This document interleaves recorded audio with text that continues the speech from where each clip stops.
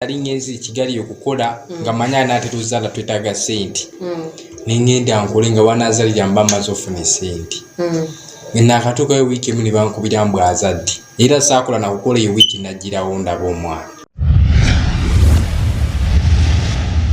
Program ekifaananyi si Luganda tosubwa olwokusatu lwa wiiki eno ssaawa 4 n'ekitundu ez'ekiro era ng'eddibwamu ku Lwomukaaga ssaawa 4 ez'okumakya. Nengula ebintu byonna kuba nagula ebintu ebiseera ebyo bya mitwalo 13 nengenda n'emitwalo 5 egya kashi bwe natuukayo nembimulekera n'engoye z'omwana zonna ntwala keesi nnamba nembimulekera nemugamba nti nvuddeyo omwana mmulabye naye omwana muddugavu nnyo nangamba ye nti ewebale maama nemugaa kati gwe onojja nti nanga ngenda kukola sente enkuweereze.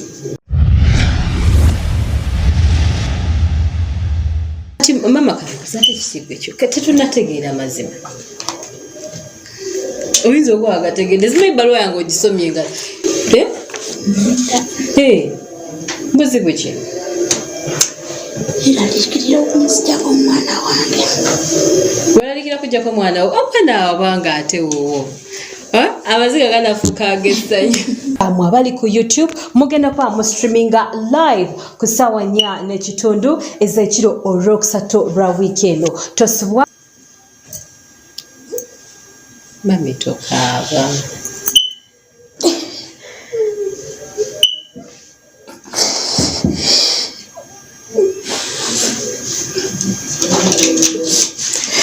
don't cry.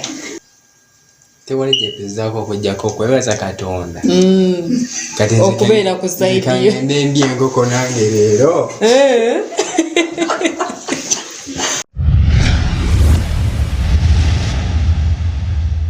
sente zaffe tezagente bwereere. It's unfortunate.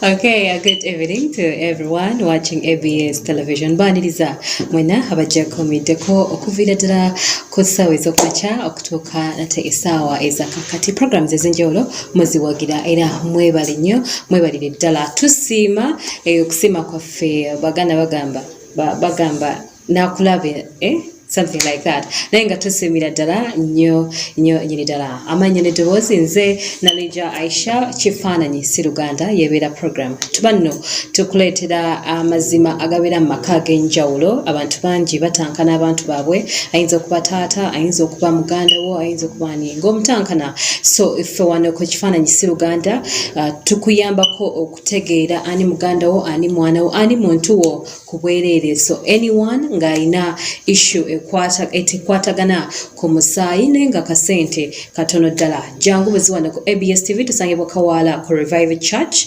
wano ew'Omusumbayiga Augustine tukola DNA test ku bwereere. So jangu naawe otegeera amazima nga balala muze mubalaba ate abantu ab'enjawulo. Okay, olunaku olwaleero it's a program egenda kuba twongereza nate ku yaliwo the other week. Twalinako abantu mu studio ab'enjawulo bajja nga nabo baagala kumanya mazima eri omwana waabwe nga bamutankana bagamba waffe si waffe, so bali baagala okumanya mazima. So lwaleero bazze okuba nga bakima results. Nzina wano ku table yange wabula nga sinagenda wala nnyo era nga sinnabakwanjirira kansooke nate nkujjukizeko kukyaliwo wiiki eyaggwa gwe wenna eyamisinga this program genda kuba nkujjukanyemuko katono tuwulire taata yali agamba atya, then n'omukyala gwe twali naye mu studio, then yali jjajja wa mwana naye ebigambo bye byali bitya. Katsoke twejjukanyemu katono ddala nate oluvannyuma tukomewo.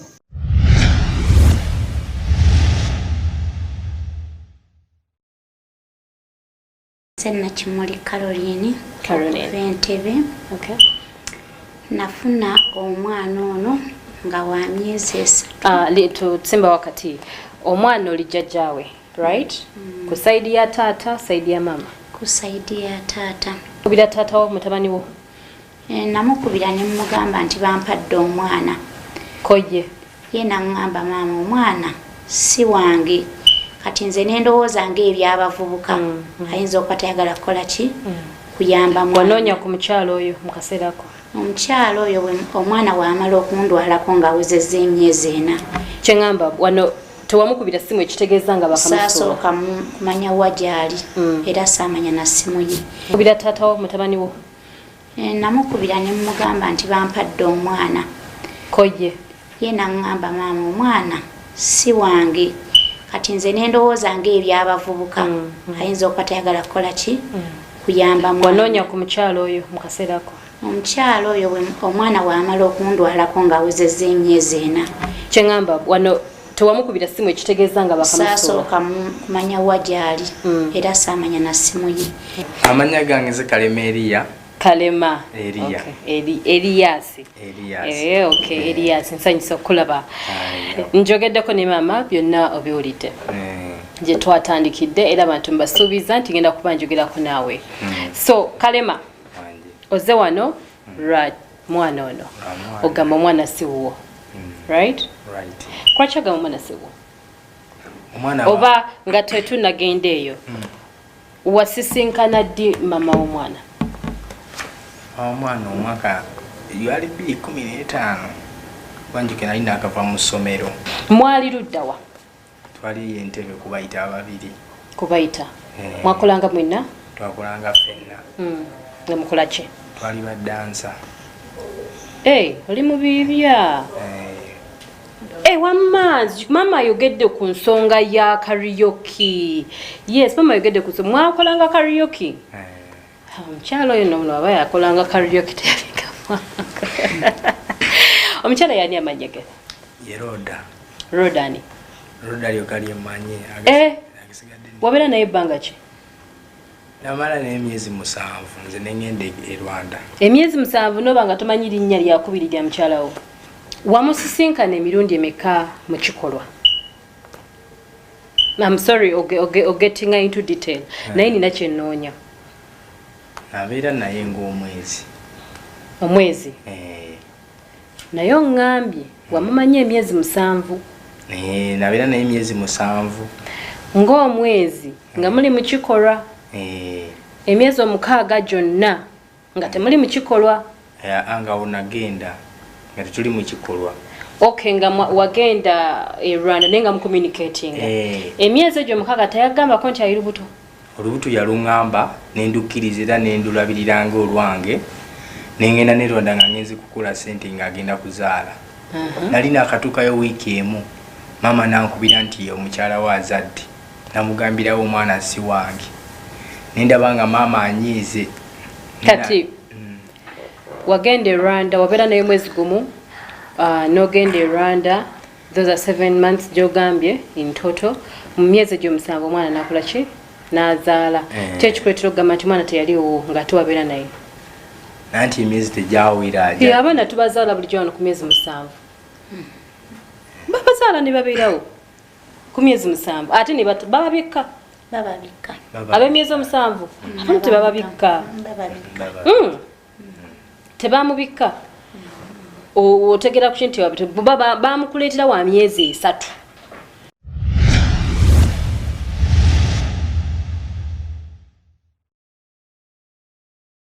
Weewaawo bwetutyo bwe twatambula nate last week tetusobodde kugimalayo olwakadde wabula njagadde go wenna I am missing out of neko a hint of what happened then ate osobola okufollowinga program y'olunaku lwaliro naawe eyagiraba njagadde nate nkujjukizeemuko kwebyo ebyaliwo mu studios. Of course ndina abagenyi bange wabula mwenna abali ku YouTube channel, thank you so much era mwongere okusubscribinga go wenna admissinze nate wano ku platforms zaffe eza Uganda osobola ogifuna ku social media handles ezenjawulo. YouTube channel yaffe eri ABS TV Uganda official ojja kuba otufuna butereevu. Programs zaffe zonna zibeerayo ekifaananyi si Luganda osobola ogenda n'ogiddamu nga yakunyumira n'oginoonyaako ogenda kuba ogifuna butereevu. So we thank everyone abalabira nate ne bate ku YouTube channel yaffe n'oteekamu data wammwe ne mugamba tugenda kulaba ABS television. I'm told by the producer nti tulinayo akapya akajja tugenda kuba tulabira ku website, right?